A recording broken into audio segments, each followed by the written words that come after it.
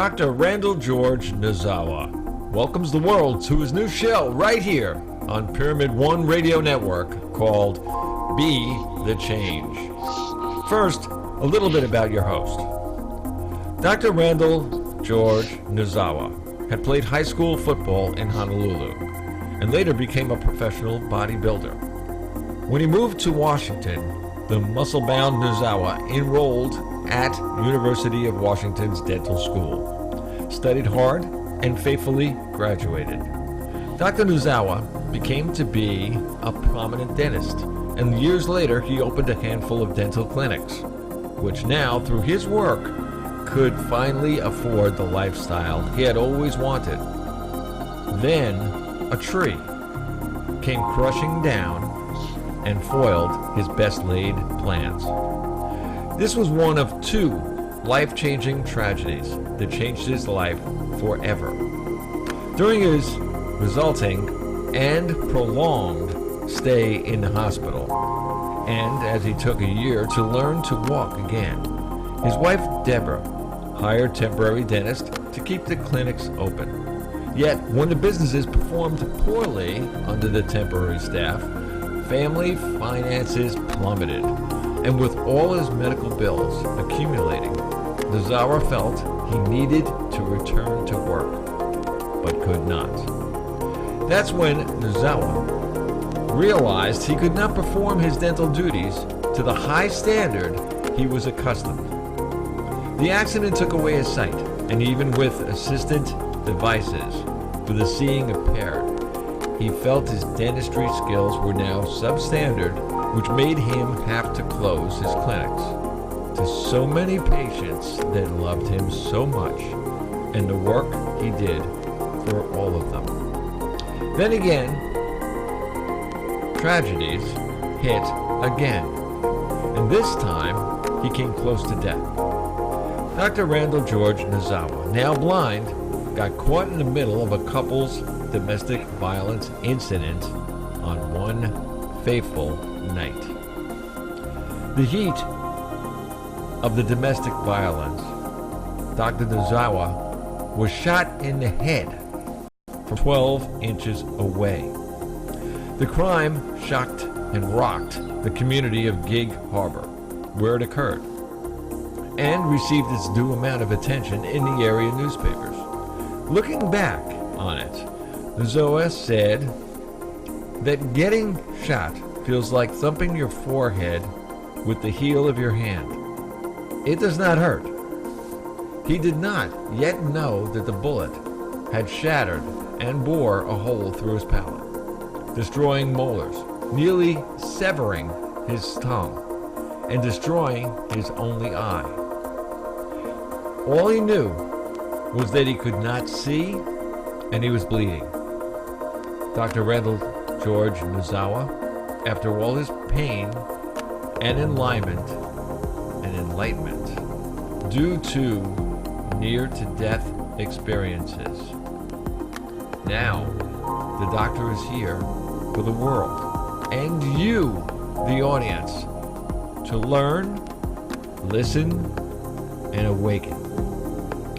Some of the subjects he's going to touch on are the 8 pillars of wellness, which are nutrition, mental, emotional, physical, spiritual, relationships with self, others, with the environment, management of toxins, finances, many of the new technological advances that have brought many solutions and conveniences, but also more new problems. And sadly, greed, power, and sex. Food that's no longer fresh from the earth and our water has been hijacked and contaminated by the big agricultural businesses or chemical companies like the ones we know about, and poisoned with herbicides or insecticides and antibiotics petroleum products stored in chemical bleaching plastics, filled with illness-causing GMOs, and used as a political fodder to control humankind, infecting us with diseases and making us beholden to the pharmaceutical criminal racket. Combine the enormous stresses of earning an income, inactivity because of work requirements, and travel, the toxins building up in our bodies, divine gifted bodies, and sliding further down the sinkhole of hopelessness and helplessness. Humankind is suffering,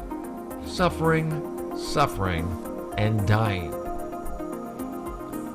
Call the doctor today on his shows. Talk to the doctor. Listen to a show that will probably be a #1 daytime listening show on or before the year 2020, I predict. With great respect, it is Pyramid One Worldwide Radio Network's honor to introduce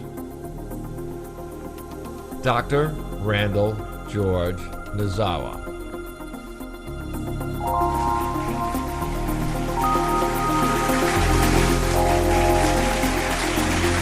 Oh yeah, he's there, the man, the guy, he is there.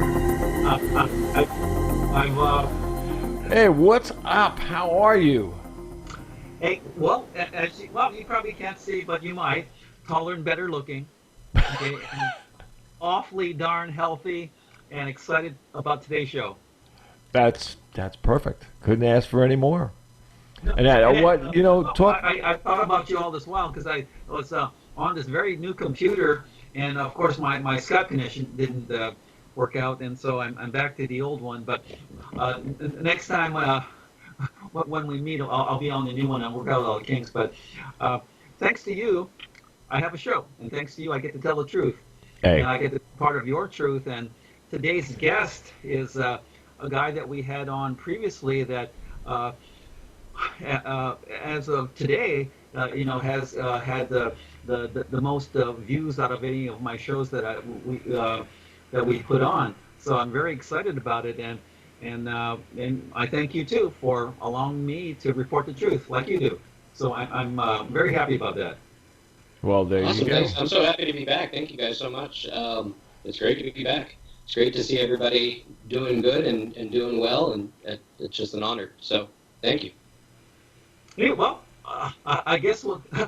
Of course, that's Patrick. Everyone, that's Patrick Herbert, and Hi.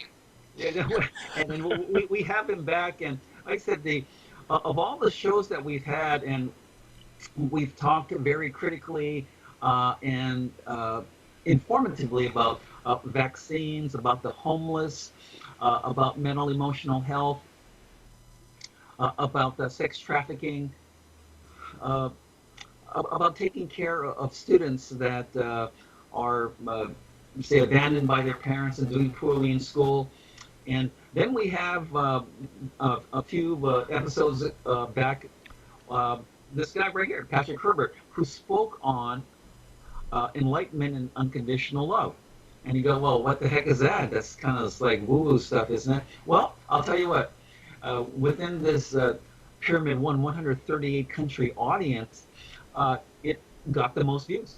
People are interested in that. They want that because in our chaotic world where there's us against them, win-lose, achievement, accomplishment, do this, and I'm better than you, and let's separate with this line in the sand and all that. What Patrick Herbert brings is love. And what we've discussed before is that wonderful way to run a business, wonderful way to run a family, wonderful way to connect our humankind. So, Patrick, welcome. And what we're going to talk today is that I want the audience to know a little bit about your past, your development and growing up, your how you were in childhood with illnesses, and what took you and your family to seek out Western medicine and medications for that so-called cure. So tell us about that. Well, growing up, I had asthma, so I was really sickly a lot, and I was back then I had very incredibly loving parents, and of course this scared them a lot, and I had to have breathing treatments, this and that. So from a very early age, we were by that nature conditioned to accept these doctors and medical practitioners and in the very specific cases, like we both know, doctor, that emergency medical people saved our lives. So it's and you get that conditioning, and then that carries on over to your family doctors and this and that, and I was just essentially, and I don't mean to say a victim of the culture, but we are programmed by our culture. We are programmed by our society. We're programmed by the things that we watch on television. In the 90s, I was programmed essentially to believe that I was depressed. And let me explain that a little bit further. This was, they were making, I guess you want to call them, medical leaps and bounds, or in technological leaps and bounds in medicine. And they had a bunch of pills that they needed to sell. And I'm not discrediting those who genuinely have, sought these treatments because they had depression, because nobody really knows any better.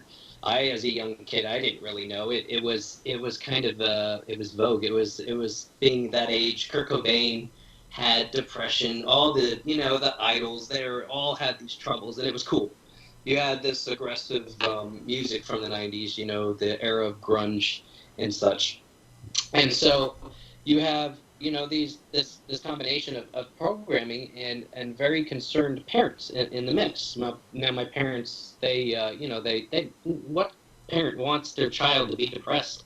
And what, and not knowing where else to turn, because it's what is this? What is depression? Why is my son suddenly acting out? We put him in the public school. Now he's fighting and he's doing this and he's doing that. And, it's just all peer pressure, programming, all of that kind of stuff. And then, the family doctors are there to essentially, to make a buck, and also to, I guess, offer comfort and prescriptions, essentially. And I can remember asking my doctor early on, how did this all work? How does this Zoloft work?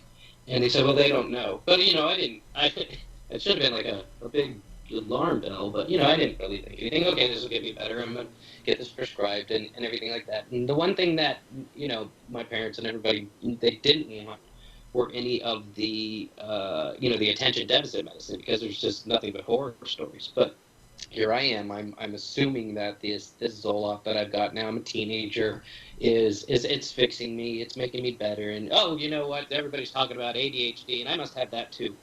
But I my parents are like, no, we're not gonna go down that road. But when I turned 18, there was nobody between keeping the doctors from prescribing them. I would just go in and tell them, be like, I have trouble sitting still. I have trouble. What? Show me a teenager that sits still. You know what I mean? Like, seriously, it's. But of course, you get convinced that you have a problem. I was convinced I have a problem. So okay, yeah, give me these super hyper addictive pills. That's going to solve everything. Right? But that's not what they said, of course. But that's ultimately what they are. So, I get prescribed. What was the first one? It was Ritalin. I think it was the one. Yeah. I get prescribed Ritalin.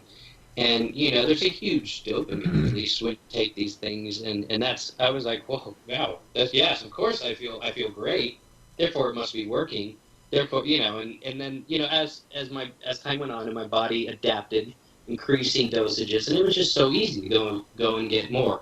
Go get another prescription. Then, oh, we have a new one that came around. It's called Adderall. And this is the greatest thing ever in the clinical studies and the trials. So I'm like, okay, great, yeah, because the Ritalin isn't working anymore, and they're, giving me prescription Adderall. Oh, this is wonderful. I feel like I'm, in cloud nine. This stuff is great. But then, your body gets used to it, and over time, and here I am convinced, by this age, I'm about 2021 when Adderall came into the picture, and at this age, I'm career-oriented, career-focused. I'm starting my life. I want to get out into the job world. I want to make an impression. And I was a programmer. So I noticed that whenever I would take this Adderall, it would make me, or at least I convinced myself that it made me a better programmer. And wow. So you're talking about a recipe for disaster, where you're depending on a substance to live your career. By our career, we make money, we're money, but all the same, rather than there be any type of consultation, I just noticed I could to get more, just walk into the doctor's office, get another prescription. Okay, I'm becoming tolerant to it. I need more. Boom, boom, boom. Right? Not thinking. I'm just okay. I just got to make money. I have to have a job. I got to be in the rat race. I can't, I can't not do this. And over time, of course, the dosage is increasing. Well, my health is starting to go down the drain. But you don't think about those things because of the the overwhelming drive, the rat race to make money, to buy things, to buy the house with the picket fence and the dog and the car and the this and the that. And then, of course, as you know, me telling the story, everything got to a point where it became a downward spiral, and you get hyper addicted to these drugs. I'm not going to sit around and tell everybody that I took these responsibly, because no, you end up not doing it. I had a deadline, so I need to take another one. I have another deadline, so I need to take 2 more. I need to keep going. I need to be able to stay awake for 28, 24, or 48, hours to make my deadlines, to program. And your brain tells you this, tells you, it's okay. Yeah, you just go ahead, take another one. And eventually you get. It became so severe that I didn't think that I would be able to function, of course, without it. And at the same time, I'm starting to. There are the consequences of it, I got to a point where I was like, I would sleep every other day because of the amount that I was taking, and it would just got out of control. Of course, I'm, acting that, everything is just fine. I'm still able to get my paycheck, and I'm still making my boss a lot of money, so I'm still, so it's just interesting how that happens until finally something happens, catastrophic, boom, and you realize, oh, what have I been doing to myself? What has been going on? The typical moment that we all have. So it's, and that of course, and that story is so not unique. You ask any other person who's been down this route what happened to them, and you'll hear similar stories. Dylan Charles from Waking Times. You've seen some. You guys have frequent this, and he has almost an identical story. Same situation. He had been convinced by doctors to do drugs, and I believe it was around the age of 27 when he started. Everything started to become mess for him, and he started to have to reevaluate things. So it's, and he was, it's the same thing with him, chasing the dream, the car, the house, the wife, the kids, the picket fence, the living your life by being entertained, I guess he had put it that way in an email to me, and just giving into all the entertainment, and that's basically just all you do is just, and that's so true, just like with me. I would go to work, I'd come home, play my video games, but the one constant was these pills, which are destroying me. It's very Orwellian if you think about it, because these are the same thing they give you to save you or to help you or to make you better, and they end up being the same thing that will end up ultimately destroying you. I honestly firmly believe that, I as an adult, I don't necessarily believe so much in those. I mean, I understand that I don't believe that there's a condition like ADHD that can be fixed by a pill. I think it can be fixed in other ways. There are natural ways. There are, just like as we can be programmed by society, so too can we program and reprogram ourselves in better ways, and better habits, and better lifestyle choices, and better changes, and staying focused. So it's one of those things. It's been an incredible revelation, at the end of the day, and a life-changing experience for sure. But there are so many people out there that don't realize the addictive potential of this.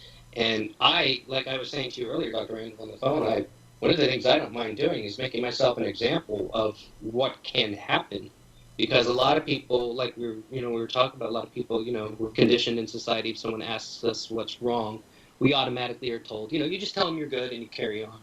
So we end up living these lives which are kind of fake in essence. We're hiding these addictive elements from other people. We're hiding our problems from other people. We're not talking. We're just going to work. We're just getting our money. We're just going home with our families and repeating the David Icke famously calls this the work, buy, consume, die cycle.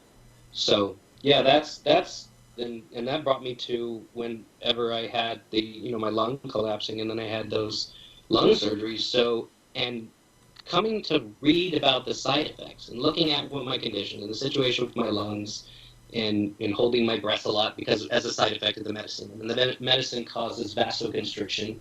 It causes hypertension.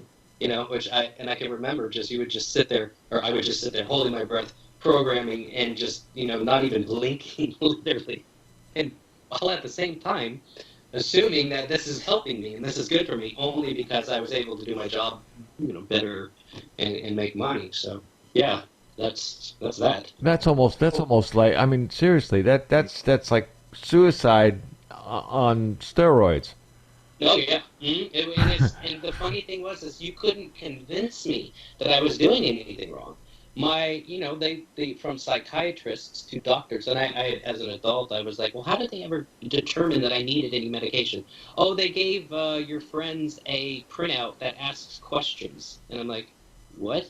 Like that's it? That was the difference between a drug that affects your mind and taking that and not taking it was my a friend or a family friend answering a question on a form. That's incredible. But that, as we know, is the truth. And all the things that we hear about psychiatrists and the practice, and psychiatry, not psychiatrists, psychiatry and the practice itself, and what there's no blood test. There's just somebody that, is asking you questions, and you're like, oh, yeah, I'm depressed. Boom. Here's a pill. Prescription. Okay, bye. Yeah, you know what you're almost like leaving out there with all those pills and everything else that's going on. The people who are giving you these are also the people who add to the content of all those commercials that everybody watches. Oh yeah. And the first thing they do in the commercials, this is really, I mean, you just blew my mind with that. You got the house, the white fence, the dog running back and forth, the mother and father looking at their kid, smiling. Oh, look at my kid playing ball with the dog, Yeah, but he's got 19 pills in him, and he only took them this morning.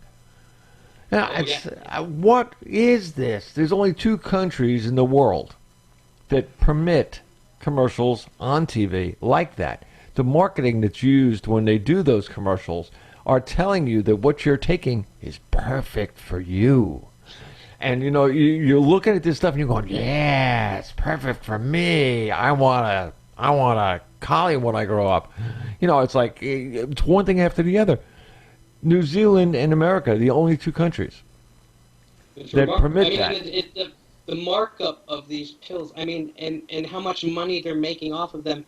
It's, that saying that where they say, well, the military-industrial complex has to manufacture wars to, in order to keep money flowing, to sell bombs. Well, it's almost like the pharmaceutical people have to manufacture all of these conditions just to push these pills that, remember, at the end of the day, they really don't know how they work.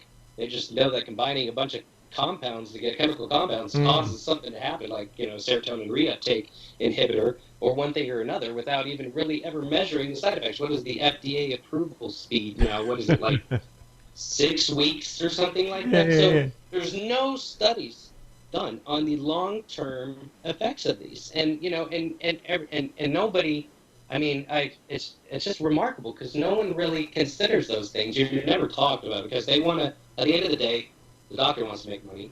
The pharmaceutical people want to make money. You go to the doctor's office where you see those people carrying those, or walking in with those little briefcases that the pharmaceutical representatives, walking behind them, and they are foxes. Every time but they're foxes. They are foxes. I had, believe me, I had a girlfriend that was one of those people, and really? she worked for Pfizer.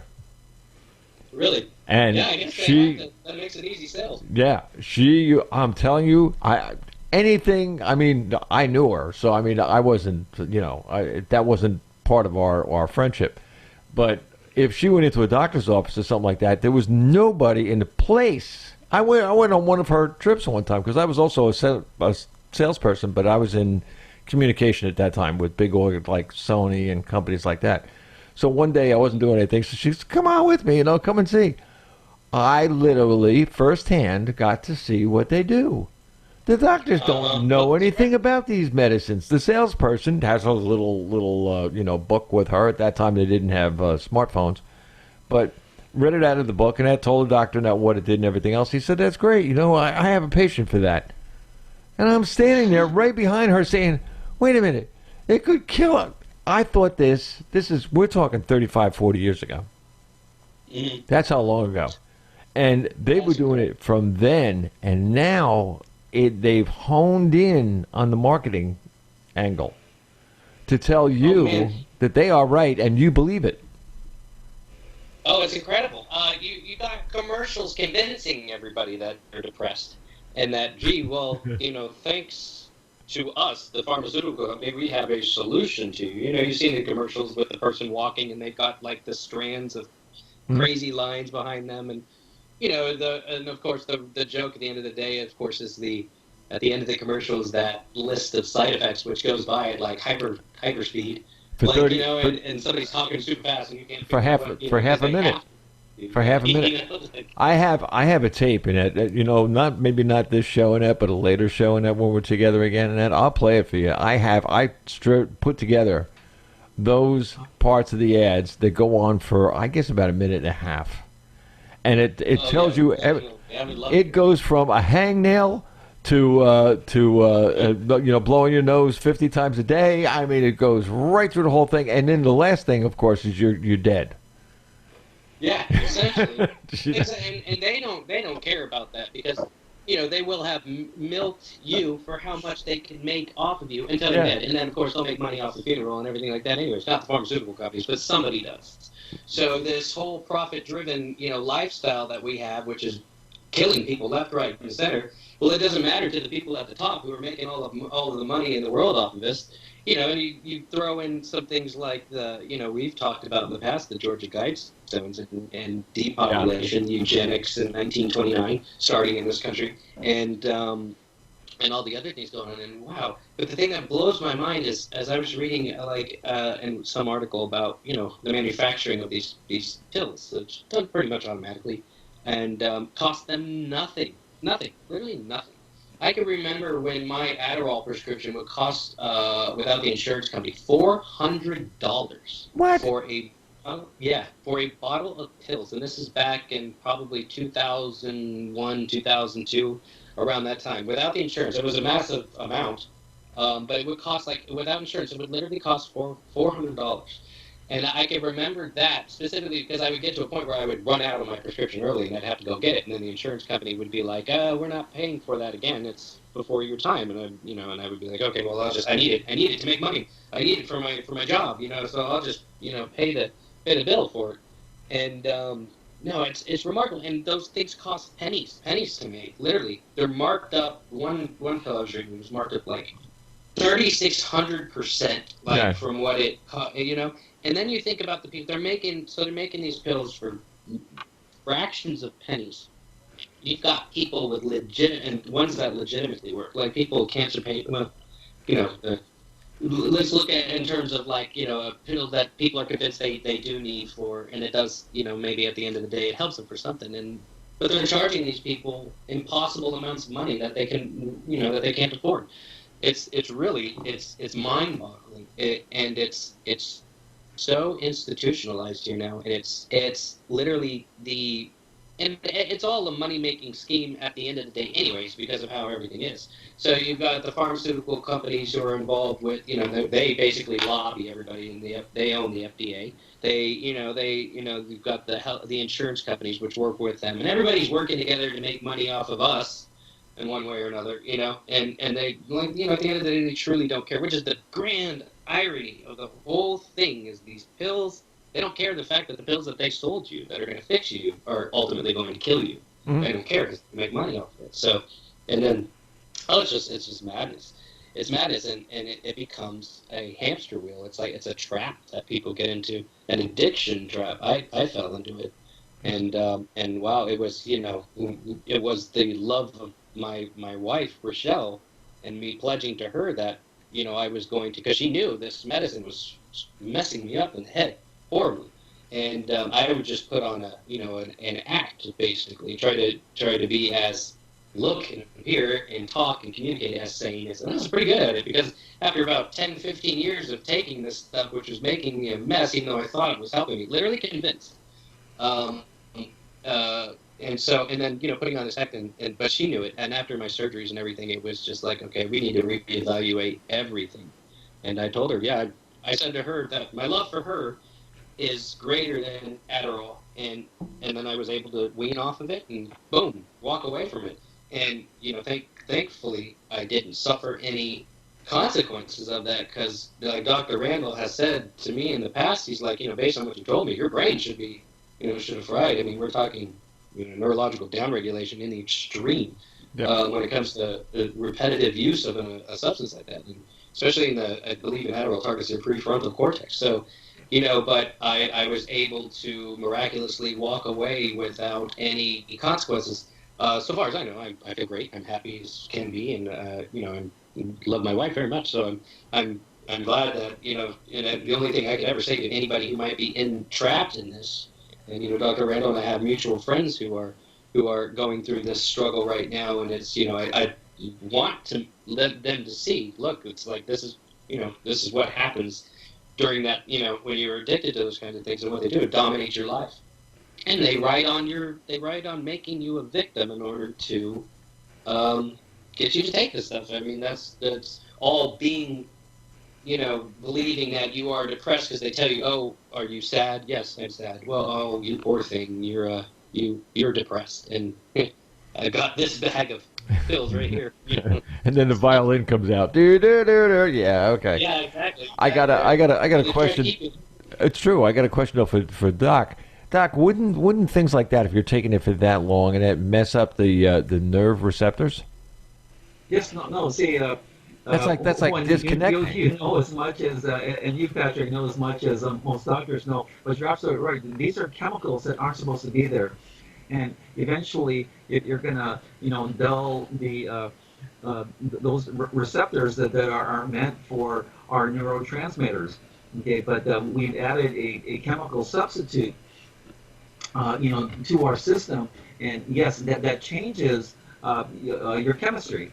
Okay, and so what happens is that your body produces less of it, and you're dependent on whatever you're sticking into your body, and it becomes poison, and it affects your brain.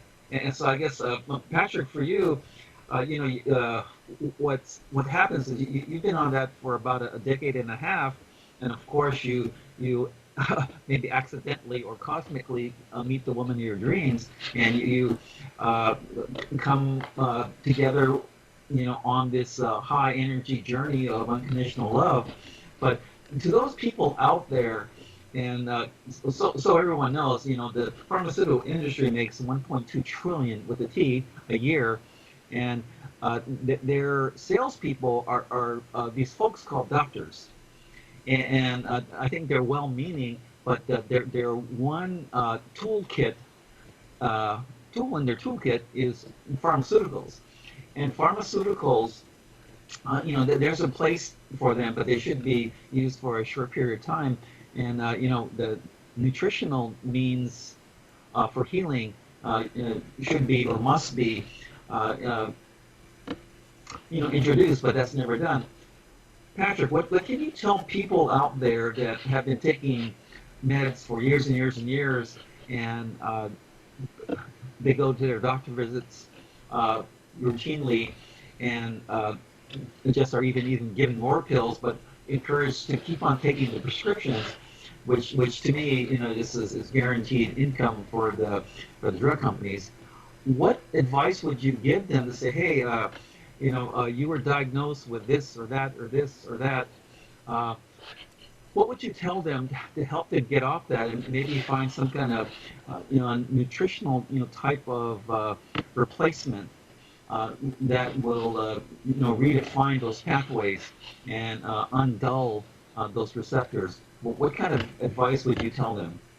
I did my everything that I had ever done to get away from this was I had to have a big, large, and huge shift in perception on my own self.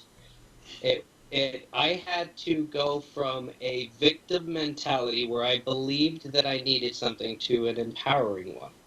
I had to do a lot of subconscious reprogramming for my own self. I had to realize that I didn't need it, and in order to do that, that's it has to come from someplace. You have to books, anything to get you to shift your perception of this. I didn't do anything. I mean, I obviously did change my diet. I began eating a lot healthier. Before, like I said, I would drink Coke. I would go to McDonald's. I would, and then take my Adderall, which is like the most insane toxic combination you could ever possibly imagine.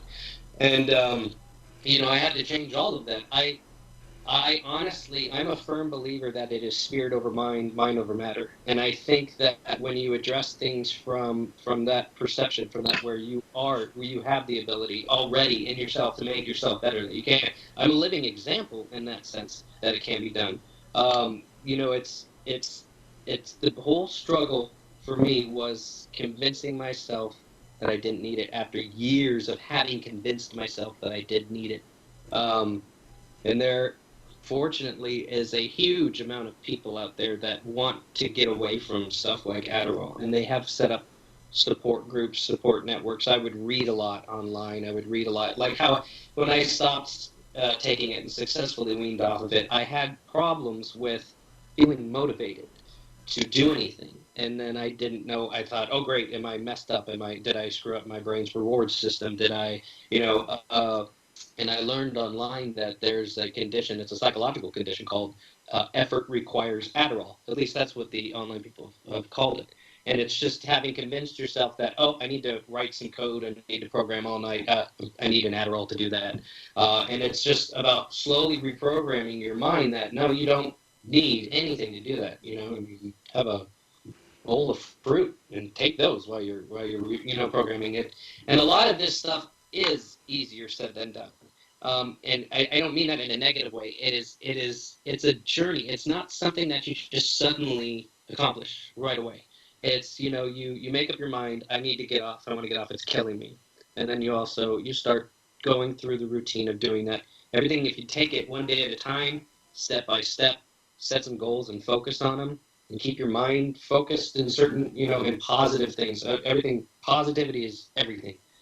Thinking, maintaining a positive mental state and such, staying out of any type of victimhood conditions or, anything that reminds you of taking the pills that you might have become addicted to or, and just things like that. I had taken the usual, can't remember at the top of my there's a lot of information online for various supplements that you can take to address neurological concerns. And for the most part, I did do that for a little bit, and then I found myself trying to find supplements to substitute for Adderall, which I, eventually discovered that might not be the right way to go, because that's just going to become another form of addiction. So it's just a whole. It really has to do with your reprogramming your subconscious mind and books that I've probably talked about in the past. I know I've written a lot of articles about this, but one of the most helpful books I read in my life that changed pretty much everything for me was a book by Joseph Murphy called The Power of Your Subconscious Mind. Now, when I read this book, I bought copies of it for everybody I knew and started to give it to them. I still don't know if anyone's read it besides me yet, but that book helped me so much. It was addressing it. It was pushing away all of the external world and looking at the internal world and going through those processes of using affirmations, intent, just literally reprogramming your mind. And it's easy. It is actually easy to do through repetition. You read these books, you write down your affirmations, you put them up, you write them down, you repeat them to yourselves, you wake up, you tell yourself, positive things about yourself, that you can do it. And, at first your mind is like, no, you can't, you need an Adderall to get out of bed. You don't need an affirmation. But, you force yourself to say these affirmations. And these are the things that help me. I'm not, I'm myself, I'm my own, with my own circumstances and conditions. I'm sure, I don't think there's a cookie cutter solution, but it's looking at it the right way, which is the most important thing. And it's realizing that it's unconvincing yourself, or making sure that you are no longer believing that this pill is there to help you, that it's actually doing you harm, and that you have the power, all the power. The power is literally all of ours to make all the changes that we need to change, to make all the decisions that will benefit us, to reprogram ourselves, and to seek out healthy lifestyles. And once you decide to do that, once you get in the swing of it, that's my life. It's natural to me. It's second nature. So and I have not a single thought of Adderall or Zoloft or, any of the other, or Ritalin, nothing. It doesn't even pop into my mind anymore. I started my blog, I write my articles. In the past, I would have had to convince myself that I needed Adderall to do that. But now I know that I don't. So once I reprogram myself, now I'm free. It's been about 5 years, or almost 5 years, since I had my last one, so my last Adderall. So, and there is actually, I've read, and this could also be programming as well, that it takes about 5 years for your body to recover from that kind of long-term abuse. So, and that is one of the most important things that people need to realize, is you can recover from it. It's possible. I abused the living crap out of that, and I'm okay. I redesigned my entire life, and I'm good, and I got away from it. Now I'm so healthy. I don't get sick anymore. I sleep every night beautifully, and I wake up every morning feeling amazing. So it's just, and it's worth it, because it changes everything. It changes everything just by getting your mind right. So I think that's the most important, because anybody can sell you a supplement, but they can't change the way you think. You know what I mean? And a supplement can't change the way you think. Only you can change the way you're thinking, and how you think about, because you can get addicted to those supplements, and you can get addicted to other things. I mean, so that was the way that I did it. And whenever anybody seeks out my advice, that's, I advise them along those things. I think the most important is you work on your mind, and you get that right, and everything just happens naturally. So it begins and ends, in us. So, yeah.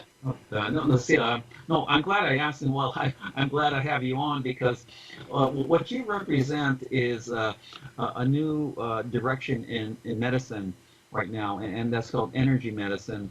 Mm-hmm. And what these people are doing, and I relate this to a documentary that I listened to, and the lady who created it, I'm hoping to get on the show, but it's called the Love is Medicine Project. And so what you're describing is exactly what this young lady put into this documentary, and interviewing 4 dozen doctors and researchers, and calling real medicine, real healing medicine, energy, and a lot of these professionals call it love medicine, and that's what you're proposing. And what she is saying is that it starts with personal responsibility, self-love, okay, and believing in yourself. And that's what you're doing. And look what you did. You healed yourself. And what you also represent too is about 10,000 years of what other cultures have used, and often in shamanic practice or local cultural healing type of acts, because theirs is what goes through your mind, goes through your body, goes through your spirit, and you've healed yourself. And so that's what's going on right now in medicine, and what you've done is to heal yourself. And this is what you're trying to convey to others, because one, you have a life now that's free from medication, and what you're doing is that you're using your God-given talents, your spirit that's been here long before you or will be here long after you, to use that, with your mind to hear yourself. And, I think that's just remarkable. And what you do also is to tell other people that they can do it. Because if you believe it, then you can see it. If you believe in yourself, you can do it, and you're proof of that.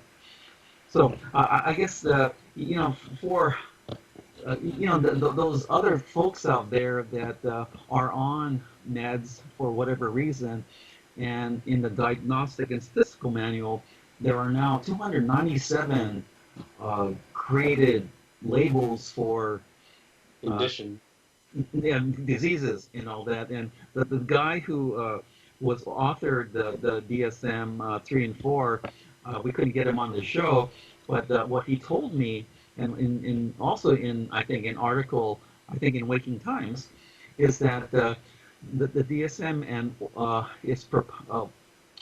all these symptoms that they give labels to, they're all concocted, they're made up. There's no scientific proof for them. He's retired now, but I've come across that too. Yeah, that's so true. yeah, and so what every single practitioner worldwide is reading, because we all need common language and things like that, and all the symptoms. And if you've got 5 out of the 7, then you've got schizophrenia. And say, well, those symptoms also mean that you might have lost sleep the night before, or you stubbed your toe, or you got pissed the day before. And so these symptoms are pretty generic for a lot of other things. However, because of that, it is a ticket. It's a way to bill insurance, because you give a code 1161 something dot dot dot, and every single thing has a meaning, especially after the dot, and it's for billing insurance. And from there, like say, you get 5 out of the 7 symptoms, and all of a sudden you have this, but now you're labeled for life with that label. And that's unfair, to you and everybody else here, because it's it's a money-making venture, and nothing to do with healthcare, and everything to do with sick care. And so, what you've done is you've shown people how to break out of this mold, because it is programming. Once your mind is programming, that is your belief system, that's your conviction, and it can only be this way. And of course, the doctors know everything, because they got those letters MD stitched on their white coat, minor deity, and they know everything. They don't. They know how to push drugs, and they don't listen to you, because they're looking to quell symptoms perhaps, but they're not looking to cure you. And so that's the problem with what I think Western medicine is. And there's a different direction it's taking now, but it's going to take time, and it's going to take people like you, Patrick, to the voice what can be done, because what a doctor could not do for you and pills could not do, you did yourself. Okay, and all this, and confirmed with Rosie Berry and her Love is Medicine project, unconditional love. And you think, oh, what a woo-woo thing. Well, no, not exactly. What a wonderful way to live. What a wonderful way to run a business. What a wonderful way to run a family. What a wonderful way for humankind to unite and work together. So, to those folks out there that they're going through emotional type of distress, and going to talk to the parents, or going to see their doctors, that, and manifesting symptoms of, say, illness and all that, what would you tell them as an alternative way, how to heal themselves, instead of the pharmaceuticals and all that? What would you tell them? I guess you really look inside, and everything that we do and everything that we are and every way that we express ourselves, that comes from our inner world. So, and literally everything does, and that expression is a reflection of the condition or state of our inner world. So, if you've got people that are continually stressed out, then that's the perception event in a way. You know what I mean? Because One of the things I talk to Rochelle about sometimes I've noticed whenever our daughter she has like a typical toddler, has meltdowns, tantrums, and stuff like that. Um, and when she's doing that, she's not necessarily doing what we want her to do. Obviously, we don't want her to have a talk. We don't want her to be upset. We don't want her. But that that fact alone, in combination with the actual outburst, can create a condition of stress inside because we're looking at it a certain way. But if you literally shift your perception of this event, okay, she could have this tantrum, this meltdown. I can address this calmly. We can maintain calm. We can work. We can work through this. We can eliminate. You can eliminate these trouble spots in your own mind. You can just from shifting the perception, from learning about just how to be like a positive state, living in a positive state of mind, never telling yourself anything negative that or any type of victim, but always being positive, always knowing that you can do it, convincing yourself, telling yourself that you can do it, things like that. So if we're depressed, we would really need to dissect inside what that means. And that's depression is a subjective thing that these symptoms are just an expression of this condition that's going on in her. It could be something as simple as our expectations aren't being met. What are our expectations then for the day? Like maybe I'm not making enough money, or maybe I'm stuck in this job, and it's our perception that is dominating that feeling. Like, okay, that's a negative perception. And I know a lot of people might reject that idea, but if you think about it, it's really true. And you can reprogram your perception too. You don't have anything that's going on in your external world. You don't have to perceive as being a negative. You can perceive it as you could look at it, you could dissect it, you could analyze it, you could look at how it's going to affect the future in a positive way.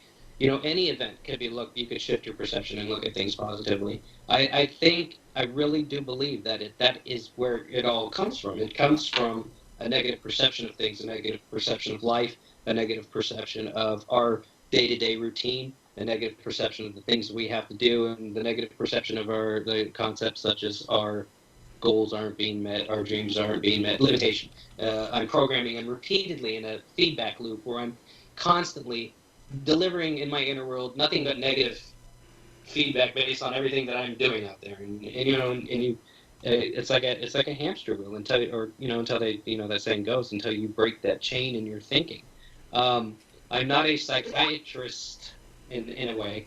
I'm not like a not that I depending on how you view psychiatry, they do go through some education or schooling. So I don't know a lot of the physiology, and I don't know a lot of the these things, and I can only talk about the things that work for me. But because these conditions are very subjective. Looking at my own experience, the only thing that I had to go to school as a kid, and I didn't want to go to school, so I'm depressed because I have to go to school, kind of thing. And it could be something that simple. So and then shifting your perception. Of course, I didn't think of it then, being 14, 15, 16 or whatnot. That maybe going to school is a good thing, meeting with my friends, even just little tiny things, and repeating those, because we are creatures of habits, and saying affirmations and telling yourself that you're whole, you're healthy, you're perfect, you're strong, you're powerful, you're loving, you're harmonious, you're happy, and repeating that to yourself, singing it like a lullaby in your mind as you fall asleep. Things like that really they sink down into your subconscious mind, and when you reprogram that, everything else follows. So, and hopefully I'm answering the question how you asked them at a straight a little, but I firmly that's pretty much how I would address it. I'm not sure if that is a cookie cutter case that you could take from one person to another, but it could be in a sense, because it all begins and ends in our minds and the way that we're programmed. I got one. I just want to interrupt you guys because one just came through and then on text. Did you ever use hypnotic suggestions? No, but isn't that kind of the same? It is the subconscious programming without your conscious mind. You look at the conscious mind is kind of like the filter for the subconscious mind. So if you are in a calm, peaceful, dreamy-like state, it would be kind of the same, and you're telling yourself these things So they are, in a sense, hypnotic suggestions. So I would think for sure that would work. I personally didn't use that, but my technique was similar to it. But it achieves the same goals, reprogramming the subconscious mind. So when you put someone in a state of hypnosis, their conscious mind, which is that, the doorman or the filter, goes away. And then the subconscious mind is wide open. And you could, convince people that they've been burned and things like that. And they will actually manifest a burn on their arm. So that is a very powerful, and I'm glad you actually brought that up, because that is an extremely powerful technique that does 100% work and could be something that saves a lot of people, But like I said, a lot of people I one time asked my nephew to say a affirmation that, and the affirmation says, it's the one that I just said, I'm whole, healthy, perfect, strong, powerful, loving, harmonious, and happy. When we came to the part about perfect, he couldn't even say the word, because he'd been programmed, he had convinced himself that he wasn't perfect, that it was, so the subconscious mind is so unbelievably powerful, just so powerful. And so reprogramming it is just as powerful. So. Yeah. Well, so all of you know is that there's a doctor out there. His name's William Walsh, and what he's done work with, as I told you earlier, Patrick, when we chatted over the phone, is that he's worked a lot with gene mutations, and over the years, and how the amount of toxins, chemical toxins in our world has caused some of our genes to mutate over the course of these past few generations, as well as the extra stress that's put upon children, by their parents and by society, and Uh-oh. Yeah. I wonder if the computer went out. That or the cat. The cat, that's what I was thinking too. Where There he is. And why can't you be like your brother? He's a lot smarter. Or, look at your sister. She's skinny and good looking. Why are you fat? Kind of deal. And all of that is stuck in our heads. And they're outside of our awareness as we grow up, but they're guidelines.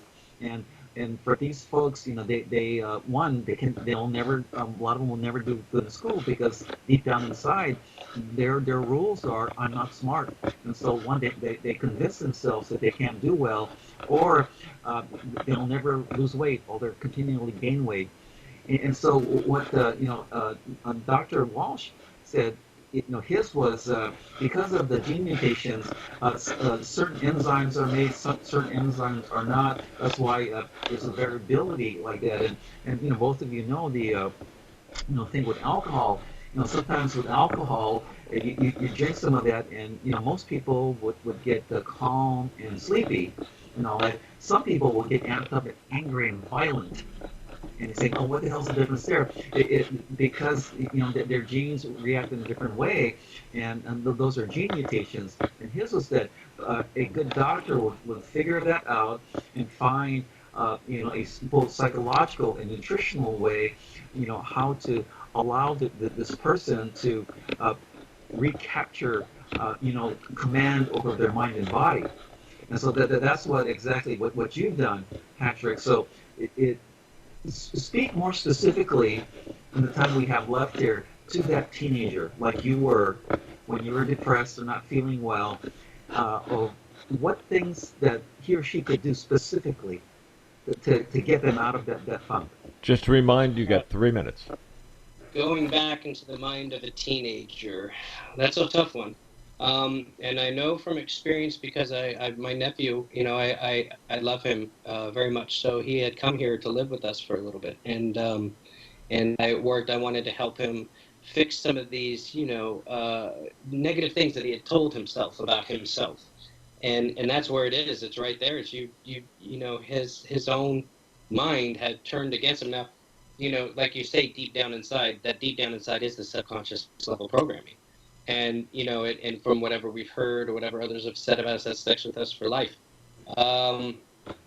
It is just about realizing that you are not that all those negative things. It's about realizing that you are positive things. I think the most important thing is talk to people. Talk to your parents. Talk to your teacher. Talk to them and let it all out. Don't hold it. We're, like I said, we've been conditioned a lot. So someone asks us how we're doing, and our automatic response is, "Oh, I'm fine. I'm going on with my life." Yeah, don't hide anything. If you have something inside of you that is keeping you, maybe a voice, or maybe something that's telling you, keeping you down, maybe a feeling or an emotion, or maybe there's someone in your life that's doing it. You have to really talk about it. You have to really address it. You have to really look at it, and you really have to be open to getting better. You have to want to get better. You have to realize that what they can offer you versus what you could do. What they can offer you is a pill, and that's the Band-Aid, and that it will be more destructive. Then there's the real thing, which is fixing the root cause of the problem, which is addressing it yourself, and realizing that you have all the power.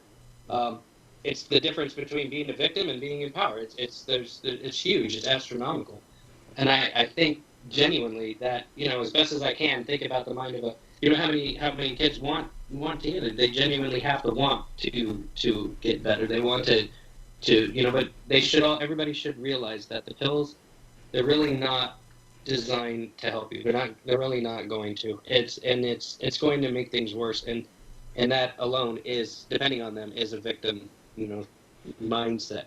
Anyways, depending on something else, and just it's all about realizing your own power, and you do that just by reprogramming yourself and realizing that you aren't all these negative things, that you are the positive things, and you have to be willing to accept that.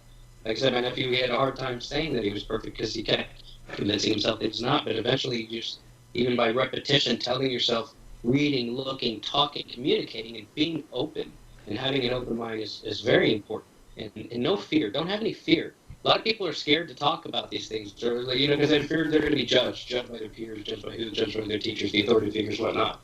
But that's you get around that, because it's really, the alternative is just not worth it, and the pills and that route is destructive. So I hope that's sufficient. That answers everything. I could actually talk to you for hours, and you're actually going to hopefully we be back on the show. But thank you so much. That you've really given the audience, a lot of good things to think about, and to help them look more deeply inside, because there is the power inside of there. If you want it, you just got to release it. But thank you, Patrick. You're very welcome. Thanks, guys. I appreciate it. Hey, Bob, thank you. And then here, before you sign me off here, hey, the next show is going to be with Robert and Susan Cottrell. And I guess haven't really titled the show, but it's Unconditional Love and the GLBTQ and Redefining the Bible. Don't want to miss it, everyone. It's worthwhile tuning in. And Susan, I know her through her TED Talk. She has a lot to say about the Bible, unconditional love, and when you're confronted with that GLBTQ, type of situation that the Bible discounts. And she's got great things to say, and she's going to redefine how you look at the Bible. well, when the show is over, Annette, I can see it now. Patrick is probably going to give you a phone call. I'm gonna read that one right into his mind right now. Being, one of those things. To everybody that's on here, Annette, thank you very much, Annette, for being at Pyramid One World Radio Network. This is a place where the doc is. The doc has a lot of things, Annette, to say, a lot of things to teach, and a lot of things that will make your life better. So, he will be here in 2 weeks at 6 o'clock. Don't miss it. Meanwhile,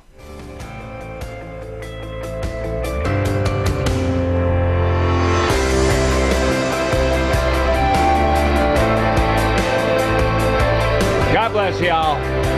Bob Charles.